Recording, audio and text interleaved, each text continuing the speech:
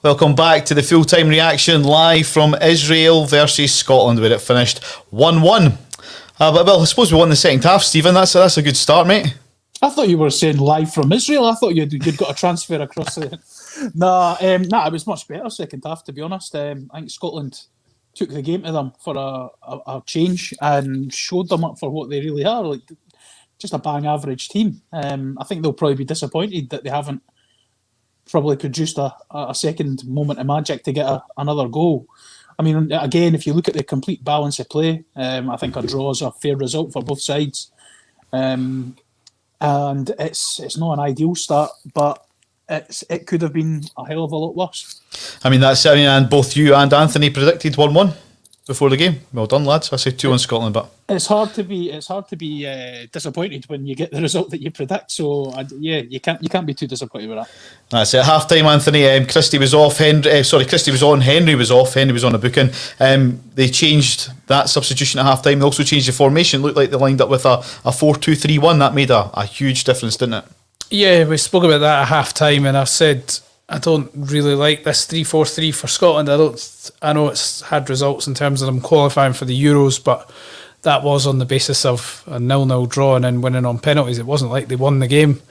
They didn't even beat Israel in the previous game, so it's not like this formation has been getting them positive results as such. It's more just been eking out draws predominantly, and I don't know. I don't ever get a feeling that Scotland are going to tear teams apart playing this way or cause them real sustained problems. And I think I said at half time, 4 at the back felt like more a variation of 4-5-1 I would have preferred, and that's pretty much what they did by going 4-2-3-1. And I think we saw it even benefited Robertson, because I spoke again about half time about the fact all these crosses were coming from so deep that they weren't really able to hurt the Israel defence, whereas playing at fullback, bizarrely, he seemed to have more licence to actually get forward into the danger area, and you saw probably a good couple of cutbacks and moments where he got in and around the Israel box and was able to deliver a bit more potent crosses and cause a few more problems than he was able to do from playing in the left wing-back position. I thought Tierney looked assured at the left centre-back position. I think that could be something worth exploring going forward, the 4-2-3-1 formation. I thought they looked a whole lot more comfortable set up that way than the way they were in the first half. Yeah, absolutely. I think that the whole 3-4-3 system was only ever put in place for Scotland to play Kieran Tierney and Andy Robertson in the same team, because the argument was always Kieran Tierney can play left of a 3 in a 3, but he couldn't play left-sided centre-half in a 4. But he looked fine to me in that system. I mean, I don't know if it would be different against maybe a better quality opposition. And arguably, are you getting the best out of Kieran Tierney? Are you wasting him by playing there? But I don't know. I just think they looked so much better in the second half in terms of freedom to express themselves. They had opportunities. They had a lot more of the ball. They kind of dictated a lot more of the play. And I think that was purely down to the fact that they changed the system up. As we mentioned, half time they changed the system, 4-2-3-1. They brought on Christie, and straight away after 55 minutes we get the equaliser, and Christie played a part in it. He made the tackle that went to Shea Adams, cut it back to Ryan Fraser, hit the back of the net. It looked like we were going to go on and win it from that point, Anthony, didn't it? Yeah, I think obviously at the end of the first half we were quite worried because Israel had been dominating and really looking pretty strong going into the break. Scotland, that tactical tweak made all the difference. Scotland got the goal early and you're thinking, here they go, the tide's turned. And after that, though, they just sort of lost a wee bit of momentum. It wasn't really till the later stages that they came on strong again. But throughout the half, they were generally far more comfortable and more assured than they were throughout the first half. And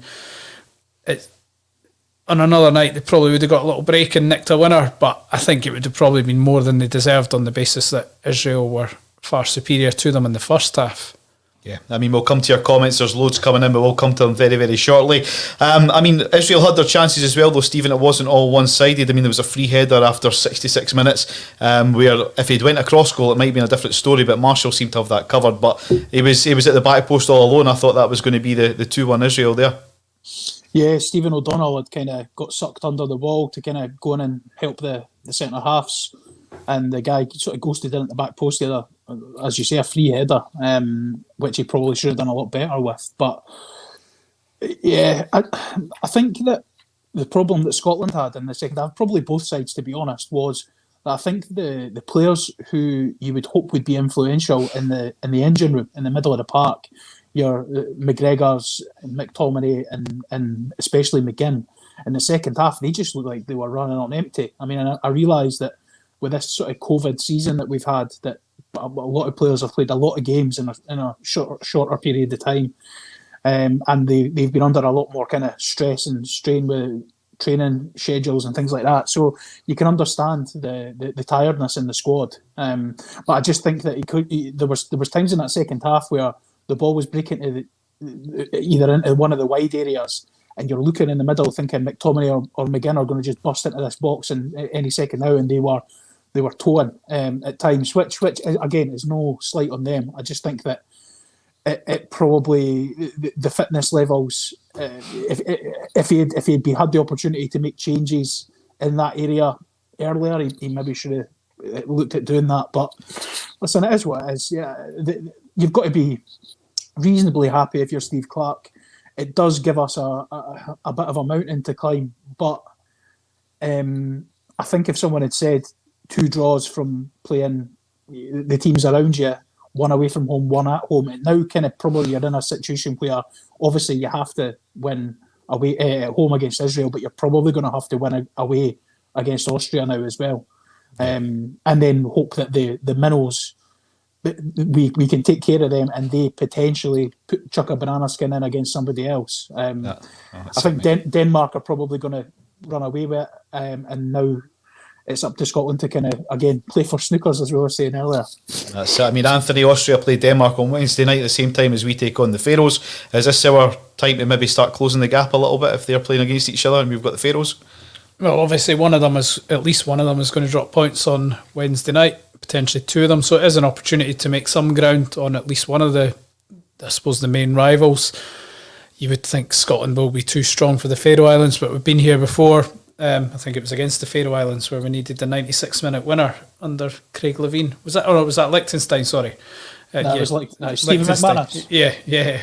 But it's similar calibre opposition, so we can't take anything for granted. But you would like to think this Scotland team will have enough to get it done reasonably comfortably. Yeah, I'm just going to go to the comments quickly. Sorry, this is something we talked about the other night. Sorry, how does Turnbull not get picked? Do you think he would have brought any more spark to that squad tonight, Stephen? I think if you'd had David Turnbull on the bench, he would have been a perfect candidate for what I was just saying earlier in terms of having that sort of spark in the middle of the park and someone who is going to break lines and do the things that are the unexpected. Like, we've got a lot of workman-like, neat and tidy midfielders. Kenny McLean, a perfect example of that. David Turnbull would have given you a little bit something different. So I think having him on the bench tonight would have been a perfect opportunity to get him on, because I think from what I've seen of the guy, he just looks fearless. He's not arrogant, but he's got that confidence, that cockiness, that sort of self-assured, that I think you could have thrown him into a game like that and he could have easily gone on there and just believed, I'm going to make a difference here. And that could have been these ones that were kind of breaking out to the edge of the box. And you saw the one that McTominay dropped to McTominay at the edge of the box, and he just looked knackered. He just chucked like a side foot at it, and it was pathetic. It was a terrible attempt. But those are the sort of things that if it dropped to David Turnbull in that position, you would have put your house on him, at least testing the keeper. So there is an argument to have him in there. I think all 3 of us said before the squad was announced that we expected him to be in that squad. So I can see why there is a sort of clamour to get him in there, especially if the likes of Fleck, like Fleck's a great player and playing really well for Sheffield United, but unless he plays against the Faroe Islands, that's 3 games he's turned up for Scotland and never saw a minute of action. So why would you not have had David Turnbull in and around the group to potentially come on? Because John Fleck's not going to come on and change that game, whereas David Turnbull potentially in the same position could have. Mm-hmm. Tonight would have been you could say exactly the same about Ryan Gauld. I think that, especially in the second half when Scotland had a few moments to counter-attack, a player of Gould's quality, he's probably perfectly set I agree with that, Tony. Like we obviously touched on at halftime about who was going to play in the wide areas. Well, Ryan Christie obviously went out and played there on the right, and I know you said he was involved with the goal, but a general play, I don't think he was very great. I think Ryan Gauld is more of a out and out kind of a winger that can play inside as well. So I think having him there, and if you, I know it's all ifs and buts, but if you'd had him as the half-time substitute and he comes on and plays in that area, and you've got Fraser and Gold on either side, I think that's more of a potent attacking threat. Gold would probably have played in the. I would imagine if he was involved, he'd probably play as a 10. But as you say, you've got the scope to play him anywhere across that front area, or even in a deeper midfield position if you wanted a bit more dynamism or creativity in the engine room. Yeah. Back to some of the comments. Mr. David Livy, David Marshall, utter garbage. Players should be picked on form, especially a goalkeeper. Anthony, do you agree with that? As David Marshall, he obviously was the hero getting us to the Euros, but is it maybe time now for him to sit out the next 90 minutes against the Faroes and give someone else a shot? I think utter garbage is a bit harsh in light of what he's done for the national team. But yeah, certainly there's question marks now on the back of his last two games. I think we have to remember he's not been playing for his club recently because of injury, and he didn't get straight back in the team. So we've got to factor that in. But then you say, was he right to start these two games, or should it have been Craig Gordon, who's been in great form for Hearts? And we've spoken about this before, and I think we all felt if you were going for the sentimental pick, the guy who deserved it for his loyalty and it being his time in terms of what happened in Serbia, then David Marshall would be that pick. But I think if you're going on the higher quality goalkeeper, the guy who's in the absolute current form, Craig Gordon's the one. And I think now it's starting to. I don't know what Steve Clarke's thinking will be on it, but I think now you've got a situation where it feels like Craig Gordon's run has been timed to perfection here. Yeah, no, I agree. I'm sorry, Anthony. I'm reading some of the comments. There seems to be quite a narrative on the comments about having too many midgets in the team. Obviously, the likes of Ryan Fraser being quite small. People are talking about bringing in Billy Gilmore, another quite small player. I mean, Lionel Messi, one of the best players in the world. I mean, he's not placed right. Do you not remember Gordon Strachan said that? It was one of his last press conferences before he left, and he was talking about the genetics of the Scottish players, that they haven't been able to produce a vast number of big, strong, powerful, but also still technical players. So you had the likes of McGinn, and you obviously Fleck, Gilmore, McGregor. They're all quite small, techie players. Whereas you've also got McTominay, who's playing in there, who's the complete opposite to that. So I can see what they're saying. Like a Scotland of old would have had, like, been able to flood that box with big guys, and when it came to set pieces and stuff. But what you gauge in normal circumstances, Scotland don't usually produce 6'5" beautiful technicians on the ball. And as you say, if it's good enough for Lionel Messi, I'm not saying that any of these players are anywhere near that level, but you know. Yeah, here's a good one, Anthony, to come to you with. This is a good comment. Is Griffiths done now? I mean, he is somebody that we've never really even mentioned. I mean, but he hit the back of the net twice at Hampden against England, those free kicks. I mean, he's a good out-and-out striker because he's not been playing as much for Celtic. Is that him now just out the plans for Scotland? I think with regard to the Euros, he's certainly up against it. I think from what we saw of Che Adams tonight, he will certainly be the number one choice going towards the Euros. He looked real quality operator, definitely an upgrade on what we've seen in a Scotland jersey in recent times. And I still think Dykes has something to offer. He's got a nice touch. He can run in behind. He's physical.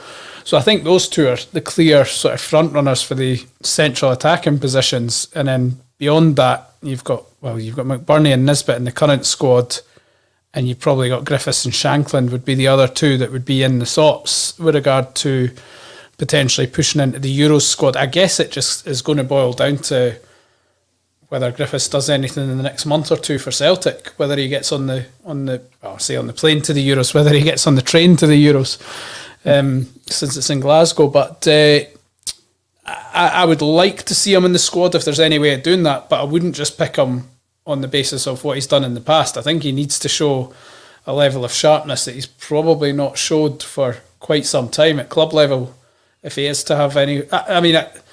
He is the sort of guy that you would want regardless to be able to bring off the bench for the last 10 minutes if you need a goal. So if you want to be bold, take him. I think most people would probably say even an unfit, off-form Griffiths is still a more appealing option than McBurney. That seems to be the the perception among Scotland fans. I mean, Griffiths is obviously, he's not a talisman in any way because he's not scored enough goals, but people remember those goals against England, even though it was 3-4 years ago, and they think that can still happen again. He's got it in his locker to do something like that. And to be fair with Griffiths, he is the sort of guy that can come in from the cold, having not played for however many months, and bag you a goal. He's done that for Celtic, but he's definitely not operating at the same level he was a few years ago under sort of Brendan Rodgers. But whether he gets into this squad, I think it's going to be entirely dependent on if he can get a run of form in the next month or so. Yeah, I'm trying to think of other chances that Israel had tonight. I mean, there was the dive after 80 minutes, Stephen, where he was trying for a penalty. I mean, he was never going to get that, was he? I don't know. It was a bit of a heart in the mouth moment, but I think as soon as you saw Andy Robertson's reaction to it, you kind of knew what had happened. And then when they slowed the camera down and zoomed in on the guy, he was absolutely pissing himself laughing. So that's what I was going to say. It was more so his reaction. I think he didn't really claim for it, did he? Nah, the camera zooms in on him and he's just like, he's just smirking away. So it was one of those ones where you think, oh no, but. Yeah, it wasn't even close, to be honest. Nowhere near. I'll come back to some of the comments very shortly, but I mean, sticking with you, Stephen, I mean, if we perform like that against the likes of England, Croatia, Czech Republic in the Euros, we're up for a spanking, aren't we, mate? I think so, yeah. I think if you look at that defensive unit and you think Harry Kane, Jadon Sancho, Phil Foden, Raheem Sterling, I mean, that is frightening. The Czechs are one of the most informed countries in Europe at the moment. They're flying. They've got a lot of kind of emerging players who are doing really well. I just think that it is a different calibre of opposition that are coming across, which is why it's so important to get a system. Or like, this is what I'm saying. Scotland are never going to be a country that has 11 superstars or even 5 or 6 superstars in the 11. They have to be a country who are the sum of the parts are better than the individual players. So they have to find a system the way that Wales did, Northern Ireland, especially Northern Ireland, did in their sort of foray into the major tournament, that they find a system that works for them and a group of guys who all graph for each other. I think in terms of, from what you can see, obviously none of us are involved with the squads or anything, but from what you can see, Steve Clarke seems to have kind of integrated all these guys pretty well. They've got a good unity between them. So that side of things, I think, is taken care of. It's now on the park trying to find a system that works. And I like the fact that Steve Clarke is not afraid to change things during games, because he has done it the last 2 matches. If he's not sort of stuck on this, right, we're playing 3 at the back and that is what we will play all the time. But then it's going to be interesting to see how he lines up against an in inverted commas inferior opposition on Wednesday night. Whether he sticks with the kind of the stodgy 3-4-3, or whether he goes for the more open, expansive kind of 4-2-3-1 that he played in the second half tonight. Yeah, I mean, that was my next question I was going to go to Anthony with. I mean, against the Pharaohs, we talked about possibly changing the goalkeeper. Do you think there will be many changes in personnel in that starting 11 on Wednesday night? I don't know about personnel changes, but certainly formation change. I would imagine you would probably, if you're going to ever play 2 up front, this would probably be the game where you're most likely to do it. That doesn't necessarily mean he will. He may, as you said, decide to stick with sort of 4-2-3-1. I don't think 3-4-3 would be conducive to this type of game. But this could be a game where you see perhaps Nisbet and Adams paired together, or Dykes and Adams. I think there's definitely an opportunity to be a bit more expansive and get more attacking players on the field.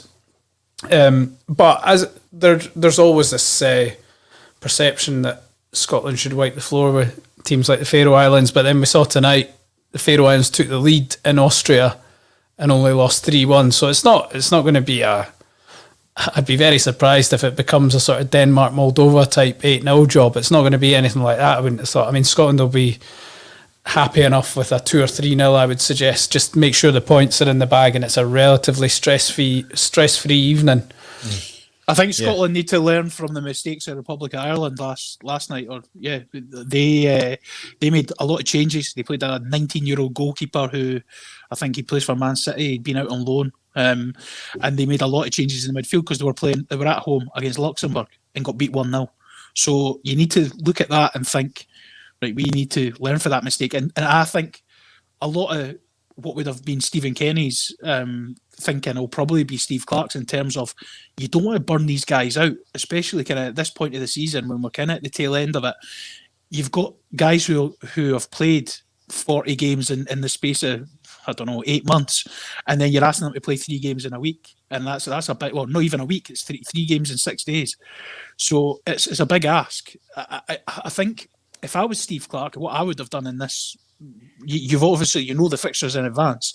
I would have been saying to maybe Fleck and McLean and saying, right, listen, see in the first 2 games you used to maybe come off the bench, but you're not going to start. But see in this third game against the Faroes, use are the first 2 names on the team sheet. You'll play in that game. No matter what happens, McGinn's out and McTominay's out. They'll be sitting on the bench. You 2 are going to play in the middle of the park. The way that Alex Ferguson used to kind of manage his Man United teams, he would always look 2 or 3 games in advance and speak to guys and say, listen, you're not going to play for the next 2 weeks, but see this match against whoever, Champions League match, you're playing in that game and this is your role I want you to play. If he's been a bit clever about it, he's probably, or he should have probably done that and sort of identified key areas where players can come in and sort of play maybe a slightly tweaked system, but you're still going to have that quality there, because bringing in young, like I know you said obviously in this bit it's a bit of a risk bringing in a guy for his first cap in any game, but if you're bringing in the likes of Fleck and McLean, they're experienced guys, you know what I mean, they can come in and play no problem. Yeah, back to the comments. Here we go. Bill Smith, McGregor gave 100% tonight. That seems to be the common theme in the comments. There's another one. McGregor was decent tonight. And this comment, McGregor, man of the match in my opinion. Anthony, would you agree with that? Do you think that McGregor got the man of the match on Scotland's side tonight? I think he was certainly the most eye-catching midfielder for Scotland. He was always making himself available. I mean, it wasn't a night for anybody having a heroic display or whatever, but certainly he was one of Scotland's better players. And I think that'll do him good, because he's not been on top form for Celtic. So if he's coming in having a good performance for the national team, that's going to do him good. But I think the one that caught the eye for most people was Che Adams tonight. He looked, maybe just because he's a debutant, there was a lot of hype about him. And I think he, without scoring and absolutely excelling, he certainly looked the part and looked like he can be here to stay and probably be Scotland's first choice striker going towards the Euros. Yeah, I mean, what was refreshing for me is we started that second half, different formation, a slight change, but we were pressing really quite high up the park, weren't we? The front 3 or the front 4, if you like, whatever it was, were really pressing their back 4 when they were in possession, which was completely different from the way we started the game, Stephen. Yeah, I mean, we said this at half time, that was one of the big problems, was that the 2 centre halves especially were getting so much time on the ball that they could come out 10, 15 yards out of defence and have the ability to find a pass into an area that's going to hurt us. So to kind of appease that, like if you press them higher, which we did, that stops that supply coming. And you saw as soon as that supply stopped, their front players were very rarely on the ball. They weren't getting those sort of chances on the half turn, maybe 10, 15 yards outside the box. Those passes were just cut off completely, and it made the guys like McGregor and McTominay in the middle of the park, made their job a hell of a lot easier, because they're no longer having to worry about the guys who are running in behind with these sort of the balls that were coming in. They were much more capable of having the game in front of them and being able to kind of dictate the play from a Scotland point of view. No, definitely. So, I mean, we go into Wednesday's night against the Faroes. We're all saying that we're hoping that it's going to be a win for Scotland, but I mean, these stranger things have happened. I mean, we'll not talk about it too much tonight. We'll save that for the show tomorrow night. But the Brora Rangers Hearts thing, I mean, these things do happen. Smaller teams will beat bigger teams on paper and on the pitch. So, I mean, one thing, Anthony, about tonight which was really good was that there was an extra buzz about that game having the 5,000 fans in, wasn't there? Yeah, I think I seen them together, and the fact they were all bunched in the bottom tier as well. I was expecting when there was fans in the stadium that they'd all be spread out all over the place and socially distant, but that didn't seem to be the case. They were all bunched in together and able to celebrate together. So nice to see that just at a game involving a team that you've got a familiarity with. It feels like a bit of hope. A bit of hope, yeah.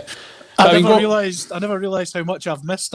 Like when a foul's given against a Scotland player, just seen a guy hanging over the boards giving the fingers. That was when O'Donnell went down, wasn't it? I never realised how much I missed that. Eh? That's it. It does make a huge difference. Like I say, hopefully there's a bit of hope in the air, and that can be how we all return sooner rather than later. Do keep the comments coming. We've got another 5 minutes to stay on air with you guys, so I'll get as much through. Any opinions, any points that you want to discuss, get them in. There's a few people, Stephen, saying that Steve Clarke's maybe not the right man for Scotland. Are we too early to be saying stuff like that, or? Yeah, I think so. I mean, I can understand why people will not say he's the wrong man, but will maybe question whether his kind of style of play is what Scotland need at this moment in time. But people need to remember where we're coming from and what he's working with. Like, this is not a manager that you can judge on like the players he's signed, and like international management is completely different, and he can only work with what he's got. And I think he's done a lot better than, like, look at some of the managers we've had previous to this, and folk when they were employed thought, oh, great appointment for Scotland. Walter Smith, Alex McLeish, guys with huge pedigrees in the game that have absolutely failed. And Steve Clarke is kind of dealing with that side of things, as well as trying to kind of think outside the box, bringing in guys like Che Adams and Lyndon Dykes, who were not previously available for Scotland. Like, he's actually going and getting these guys and convincing them to come and play in this group. So I don't think it's fair to judge him. I think he's done something that no Scottish manager's done since 1998. And I'm not saying that gives him a complete pass for the next foreseeable future, but to say he's not the right man, I think is way wide of the mark. I think it certainly gives them a pass at least till the end of the Euros, and then depending on how the Euros goes, that will shape, I guess, the narrative going forward of, is Steve Clarke the man to continue carrying Scotland? I mean, they aren't going to empty him after getting to the first Euros in however long, and I don't think there should be. I think it's almost offensive having this discussion, but I can see why people think they could be doing a little bit better, because the recent form has been pretty poor in terms of results, certainly, and. But equally, he's got them at the Euros. He's got a free pass right through to the end of the Euros. People will form opinions and make judgments and what have you, which they're perfectly entitled to do. But I mean, unless he goes through if he loses every game between now and the end of the Euros, then of course people will be asking questions and saying, right, maybe he's had his time or whatever. But I dare say he's going to pick up a few results along the way. He's a pragmatic manager. He's not going to be. It's not going to be a thrilling ride with Steve Clarke as manager, but if he can somehow, he's got us to the Euros, if he can somehow find a way of getting to the World Cup, I don't think anybody will care how enjoyable it is to watch or what the perception is around the way he plays or whatever. Yeah, I mean, one person I felt that didn't really turn up tonight, and he was a hero on Thursday, was McGinn. I didn't think he really showed too much aggression. Is he maybe suffering, like you say, maybe a bit of fatigue? Is tiredness kicking in? Obviously, they've travelled over to Israel now as well. Is that maybe what was wrong with McGinn tonight? Potentially. I mean, also you've got to factor in the fact that not everyone, like these Scottish players, they're not going to have a great game every single time they pull on that shirt. Like, sometimes they will just have off matches, and I think Steve Clarke did probably everything in his power to try and get McGinn into the game. Like, he moved him around positions like 2 or 3 times within the match. So sometimes they just have an off night, and I think McGinn did have an off night without doing anything massively like problematic for the national team. I just don't think he produced the level of performance that maybe people are expecting from him at this moment in time. Which is, given the role he played in, especially in the second half, I think it was important to have someone in that role who was maybe performing at a better level. And again, David Turnbull would have been a perfect candidate, or Ryan Gauld, to drop into that position. Yeah, no, I mean, there's quite a few comments that are saying that Turnbull should have definitely been the first name on that squad. That's for sure. So, I mean, hopefully we can see him be included in a Scotland squad in the future. I mean, time's kind of raced away from us tonight, but we will be back for another episode of the Play On podcast as normal tomorrow night, Mondays, from the usual time. So make sure you tune in and watch us then, if that's okay with you. There's not been a great deal of domestic football, but with I'm looking forward to it, Simmy. It's going to be brilliant. With the podcast team having a good link to Heart of Midlothian and what's been going on there this week, then that's probably going to be a key talking point, and how things are developing at Tynecastle, Stephen. So brace yourself in, that should be a good one.